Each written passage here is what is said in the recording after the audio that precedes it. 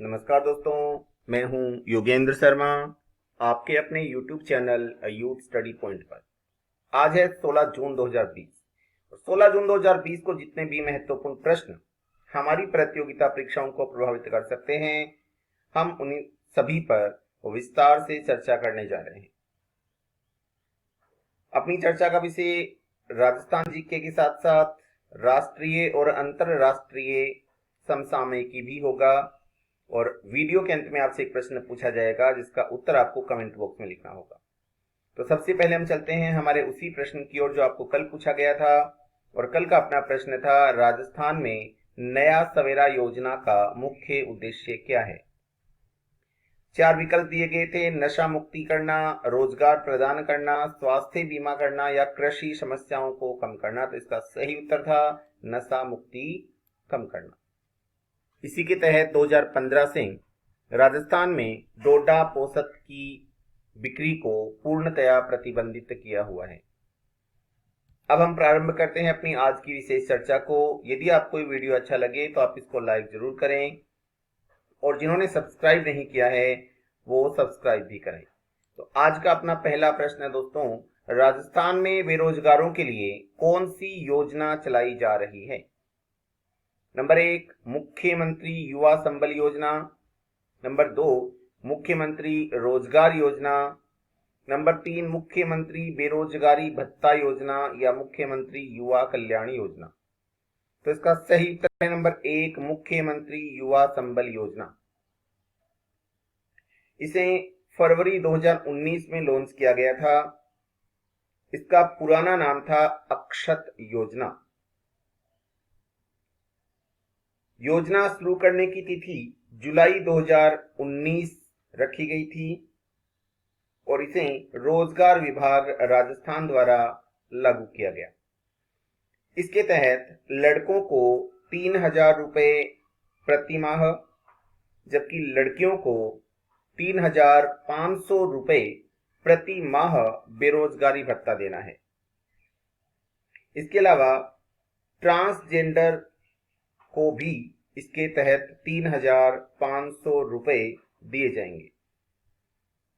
इसका उद्देश्य है जो बेरोजगार हैं और जिन्हें रोजगार नहीं मिला है तथा जिनके घर में इनकम के कोई बहुत ज्यादा स्रोत नहीं है, उन्हें और अधिक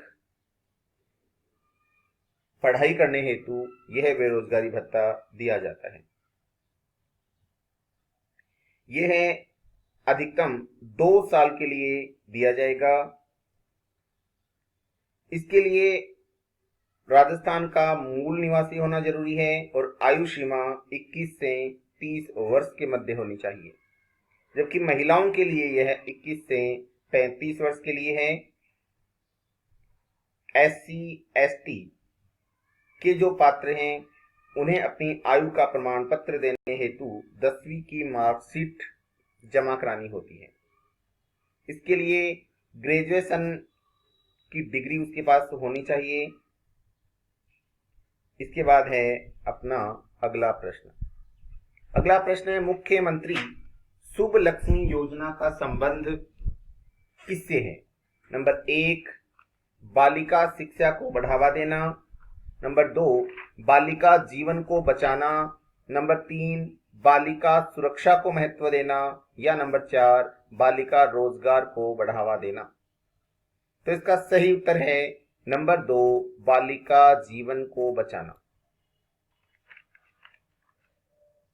इसके तहत 1 अप्रैल 2013 के बाद राजकीय एवं अधिस्वीकृत चिकित्सालयों में यदि किसी बच्ची का जन्म होता है तो प्रोत्साहन राशि के रूप में उन्हें जन्म के समय 2100 रुपए दिए जाएंगे। ये JSY राशि के अंतर्गत आने वाली राशि के अलावा होंगे। इसके अलावा 1 वर्ष पूरा होने पर जो आवश्यक टीकाकरण का कार्य पूरा हो जाए इसके बाद पुनः 2100 रुपए दिए जाएंगे और जब वह बच्ची 5 वर्ष पूरा कर लेती है, यानी 5 वर्ष की हो जाती है और स्कूल में उसका प्रवेश हो जाता है, तब उन्हें 3100 रुपए और दिए जाएंगे, यानी कुल 7300 रुपए मुख्यमंत्री शुभ लक्ष्मी योजना के तहत बालिका जीवन को बचाने हेतु दिए जाते हैं। इसके बाद है अपना अगला प्रश्न। अगला प्रश्न है, राजस्थान में वर्तमान में कौन सी स्वास्थ्य योजना संचालित है? नंबर 1 भामाशाह योजना, नंबर 2 महात्मा गांधी योजना, नंबर 3 आयुष्मान महात्मा गांधी स्वास्थ्य योजना, या नंबर 4 मुख्यमंत्री जन स्वास्थ्य योजना। तो इसका सही उत्तर है नंबर 3 आयुष्मान महात्मा गांधी स्वास्थ्य योजना। यह है राजस्थान में भामाशाह योजना के स्थान पर चालू की गई थी, यानी इससे पहले भामाशाह योजना चलती थी और भामाशाह योजना को हटाकर केंद्र द्वारा प्रायोजित योजना के साथ महात्मा गांधी शब्द जोड़कर, यानी आयुष्मान योजना के साथ महात्मा गांधी शब्द जोड़कर एक नई योजना शुरू की गई थी, आयुष्मान महात्मा गांधी स्वास्थ्य योजना। यह सितंबर 2019 से प्रारंभ की गई, क्योंकि सितंबर 2019 तक भामाशाह योजना चल रही थी। इसके बाद है अगला प्रश्न। अगला प्रश्न है, राजस्थान वृद्धाश्रम योजना में जिला स्तर पर कुल कितना अनुदान दिया जाता है? 1 करोड़, 50 लाख, 1.5 करोड़ या 70 लाख? तो जिला स्तर पर 1 करोड़ रुपए की राशि का अनुदान राज्य सरकार द्वारा दिया जाता है। राजस्थान वृद्धाश्रम योजना वस्तुतः निजी सहभागिता के आधार पर संचालित एक योजना है, जिसमें जिला स्तर पर 1 करोड़ रुपए व तहसील स्तर पर 50 लाख रुपए का अनुदान दिया जाता है। साथ ही 2000 रुपए प्रति माह प्रति आवासी की दर से सहायता भी दी जाती है, यानी प्रति व्यक्ति के लिए 2000 रुपए प्रति माह के हिसाब से सहायता राशि भी प्रदान की जाती है। इसके बाद है अगला प्रश्न।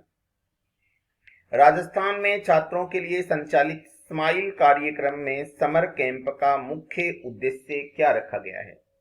यानी लॉकडाउन के दौरान छात्रों की पढ़ाई को सुचारू रखने के लिए, उसकी पढ़ाई में बाधा न पैदा हो, इसके लिए एक कार्यक्रम प्रारंभ किया गया था, स्माइल। हाल ही में 15 से 28 जून तक एक समर कैंप का आयोजन किया गया है। तो उस समर कैंप का मुख्य विषय क्या रखा गया है? राजस्थान कला उत्सव, विशेष शैक्षणिक गतिविधि, विशेष मूल्यांकन गतिविधि या अध्यापक मूल्यांकन गतिविधि? तो इसका सही उत्तर है नंबर 1 राजस्थान कला उत्सव। राजस्थान की कला संस्कृति पर एक वर्कशॉप का इसमें आयोजन किया जाएगा, जो 18 से 23 जून के मध्य चलेगा, जिसमें मुख्य कलाकारों से सीखने के अवसर प्रदान किए जाएंगे और विभिन्न प्रतियोगिताओं का भी आयोजन होगा। इसके अलावा माध्यमिक शिक्षा बोर्ड की परीक्षाओं को देखते हुए कक्षा 10 और 12 के छात्रों के लिए विशेष सामग्री भी स्माइल कार्यक्रम के तहत प्रकाशित की जाएगी, प्रसारित की जाएगी।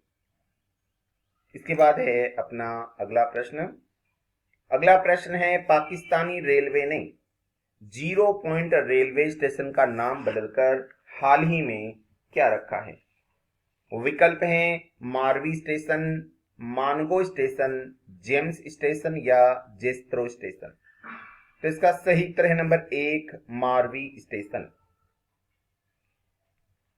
जितनी भी रक्षा एजेंसियां हैं वो अब तक ये समझ नहीं पाई हैं कि ये नाम क्यों रखा गया है, लेकिन पाकिस्तान में 1956 ईस्वी में एक फिल्म बनाई गई थी उमर मारवी, जो कि एक प्रेम कथा के पर आधारित थी।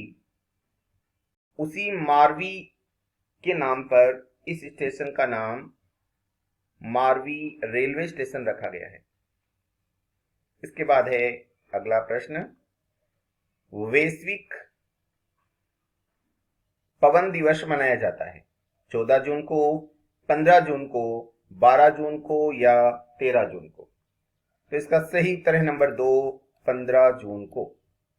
15 जून को वैश्विक पवन दिवस मनाया जाता है ताकि पेड़ों व वनों के महत्व को समझा जा सके, वायु प्रदूषण को कम किया जा सके और वायु प्रदूषण से बचाया जा सके। 28 नवंबर 2012 को संयुक्त राष्ट्र संघ ने वैश्विक पवन दिवस को मनाने का संकल्प लिया था और 15 जून 2013 से इसे मनाया जाना प्रारंभ किया था। यानी प्रतिवर्ष 15 जून को यह मनाया जाता है। इससे संबंधित कुछ संस्थाएं हैं जैसे ग्लोबल विंड एनर्जी काउंसिलिंग, इसी के प्रयासों से यह मनाया जाता रहा है। तो यह भी पूछा जा सकता है कि ग्लोबल विंड एनर्जी काउंसिल के वर्तमान अध्यक्ष कौन है, तो आपको नाम याद रखना है मोर्टन डायरहोम।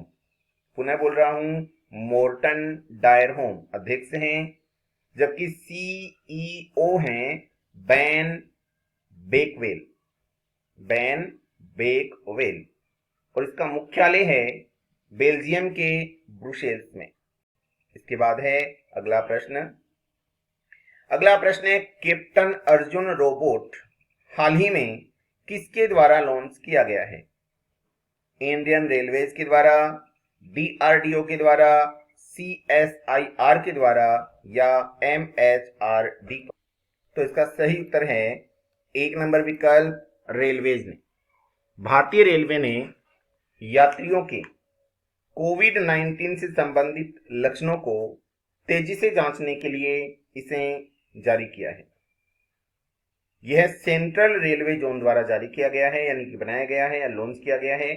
यह एक आर्टिफिशियल इंटेलिजेंस सक्षम रोबोट है। यात्रियों की स्कैनिंग करने व असामाजिक तत्वों पर नजर रखने के लिए भी इसका प्रयोग किया जाएगा। इसमें सेंसर बेस्ड सैनिटाइजर के साथ साथ मास्क डिस्पेंसर भी रखा गया है ताकि मास्क को भी इधर उधर न फेंका जाए। इसके बाद है अगला प्रश्न। अगला प्रश्न है मरियाना ट्रेंच तक पहुंचने वाली पहली महिला कौन है? Kathryn D Sullivan, Marian Sullivan, Maria टेक्रो या निम्न में से कोई भी नहीं? तो इसका सही उत्तर है number 1 Kathryn D Sullivan. Kathryn D Sullivan America की एक अंतरिक्ष यात्री रह चुकी हैं, यानी ये नासा की पूर्व अंतरिक्ष यात्री रह चुकी हैं और अंतरिक्ष में चलने वाली पहली महिला भी रह चुकी हैं, यानी वॉक इन स्पेस करने वाली पहली महिला हैं कैथरीन डी सुलिवन। अब अपना प्रश्न है कि मरियाना ट्रेंच तक पहुंचने वाली प्रथम महिला कौन है? तो उत्तर था कैथरीन डी सुलिवन। लेकिन मरियाना ट्रेंच क्या है? तो मरियाना ट्रेंच विश्व का सबसे गहरा समुद्री बिंदु है, यानी समुद्र का सबसे गहरा बिंदु है मरियाना ट्रेंच और मरियाना ट्रेंच तक पहुंचने वाली भी पहली महिला बन चुकी हैं कैथरीन डी सुलिवन। हम ये भी कह सकते हैं कि अंतरिक्ष में चलने वाली और समुद्र की गहराई या सबसे गहरे बिंदु तक पहुंचने वाली पहली महिला या पहला व्यक्ति जो भी है उसका नाम है कैथरीन डी सुलिवन, यानी दोनों काम इसी के द्वारा किए गए हैं। इसके बाद है अपना अगला प्रश्न। तो अगला प्रश्न है world Elder abuse awareness day मनाया जाता है कब? वो विकल्प हैं 14 जून, 15 जून, 12 जून या 13 जून।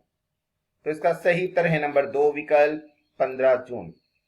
15 जून को world Elder abuse awareness day मनाया जाता है। बुजुर्गों के साथ होने वाले दुर्व्यवहार के बारे में जागरूकता फैलाने हेतु यह विशेष दिवस मनाया जाता है, यानी अपन ये कह सकते हैं कि बुजुर्गों के प्रति जवाबदाह बनने हेतु एवं बुजुर्गों के लिए आवाज उठाने हेतु यह विशेष दिवस मनाया जाता है। इस वर्ष की इसकी थीम रखी गई थी लाइफिंग अप वॉइसेज। इसके बाद है अपना अगला प्रश्न। अगला प्रश्न है भारत के वर्तमान अटॉर्नी जनरल कौन है? वो विकल्प हैं वेणुगोपाल, मुकुल रोहतगी, मंजीत कुरैशी या रंजीत कुमार। तो इसका सही उत्तर है नंबर 1 वेणुगोपाल। इन्हें 30 जून 2017 को मुकुल रोहतगी के स्थान पर नियुक्त किया गया था।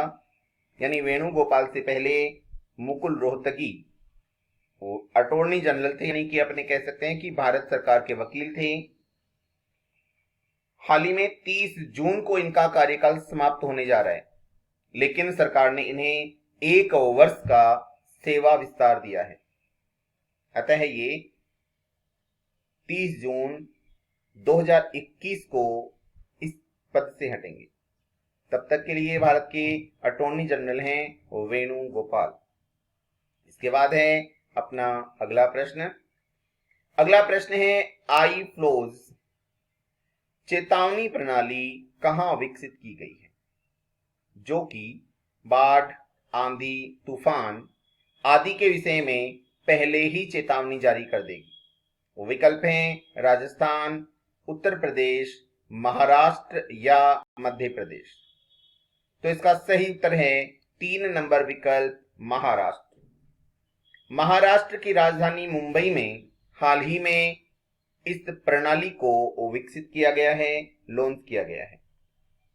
इसमें कुल 7 मॉडल्स होंगे और उन 7 मॉड्यूल्स के तहत कार्य किया जाएगा। यदि अपन बात करें महाराष्ट्र की, तो वहां के मुख्यमंत्री हैं उद्धव ठाकरे, राज्यपाल हैं भगत सिंह कोश्यारी और राजधानी है मुंबई। महाराष्ट्र फ्री स्वास्थ्य बीमा प्रदान करने वाला पहला राज्य बन चुका है और इस समय कोरोना से सर्वाधिक ग्रसित राज्य भी है महाराष्ट्र। इसके बाद है अपना अगला प्रश्न।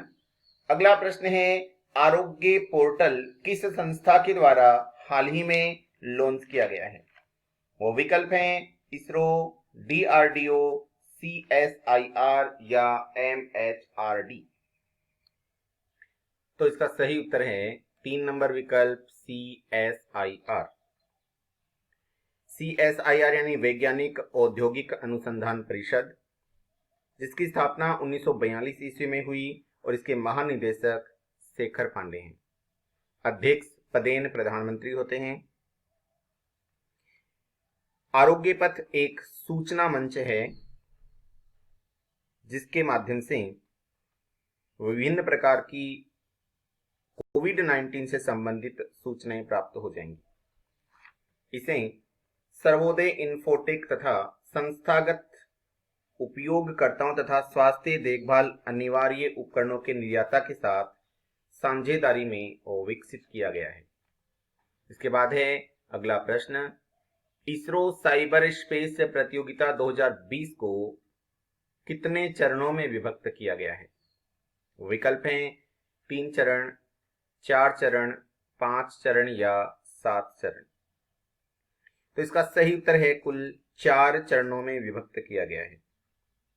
हाल ही में इसरो के द्वारा एक साइबर स्पेस प्रतियोगिता 2020 का आयोजन किया जा रहा है, जिसमें पहले चरण में होंगी कक्षा 1 से 3 तक की कक्षाएं, जिनके लिए चित्रकला प्रतियोगिता का आयोजन किया जाएगा। दूसरा चरण रहेगा 4 से 8। इसमें विज्ञान मॉडल्स बनाए गए हैं, बनाए जाने के लिए प्रावधान रखा गया है। उसके बाद तीसरा चरण रहेगा कक्षा 9 और 10, जिसमें विज्ञान से संबंधित निबंध प्रतियोगिताओं का आयोजन किया जाएगा। और चौथा चरण है 11वीं व 12वीं कक्षा के लिए। इसमें निबंध लेखन के साथ साथ प्रश्नोत्तरी कार्यक्रम को भी शामिल किया गया है। इसमें शामिल होने के लिए पहले इसरो की वेबसाइट पर पंजीकरण करना अनिवार्य रखा गया है। इसके बाद है अपना अगला प्रश्न। अगला प्रश्न है इनटेक के मुताबिक ओडिशा की महानदी में कितने वर्ष पुराना 60 फीट का एक मंदिर प्राप्त हुआ है। तो इसका सही उत्तर है 500 वर्ष पुराना एक मंदिर प्राप्त हुआ है, यानी पहला विकल्प, विकल्प नंबर 1 इसका सही उत्तर है। इंटेक अर्थात Indian national trust for art and culture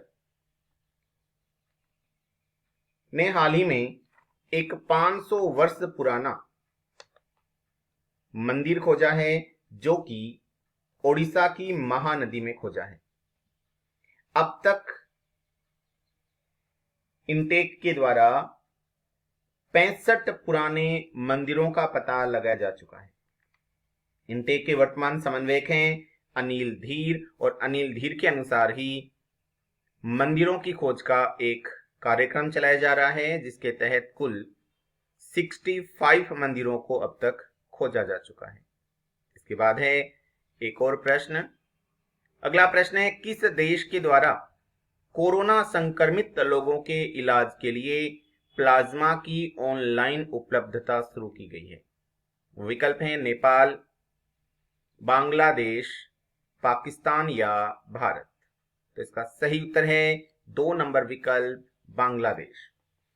Bangladesh के द्वारा कोरोना संक्रमित लोगों का इलाज करने हेतु हाल ही में प्लाज्मा की ऑनलाइन उपलब्धता को प्रारंभ किया गया है।